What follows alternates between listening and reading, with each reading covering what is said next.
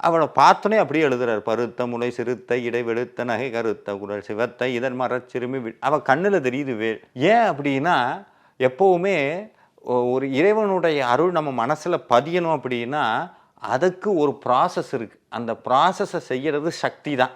சிவபெருமான்னு எடுத்துட்டா ஆதிபராசக்தி, பெருமாள்னு எடுத்துட்டா லக்ஷ்மி, முருகன் எடுத்துட்டா வள்ளி. சாமி டைரக்ட்டா இங்க வந்து உட்கார முடியாது. இன்னைக்கு நம்ம எப்படி உதாரணத்துக்கு சொல்லணும்னா, ஒரு வீட்ல பூஜை பண்ணோம்னா என்ன பண்றோம்? வீட்டையெல்லாம் வெள்ளை அடிச்சு சுத்தம் பண்ணி எல்லாம் பண்ணதுக்கப்புறம் தான் ஒரு தயார் நிலைப்படுத்துறோம்.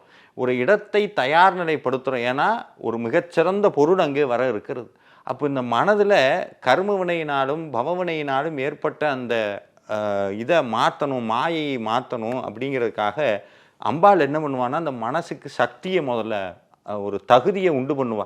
அதனால தான் இன்னைக்கும் சிவன் கோயிலெல்லாம் பார்த்தீங்கன்னா, அர்த்த மண்டபத்துக்கு உள்ள பார்த்தீங்கன்னா, மனோன்மணி தாயார்ன்னு அம்பாளுடைய இருக்கும். ஏன்னா, சாமி டைரக்ட்டா நம்மகிட்ட வரமாட்டார்.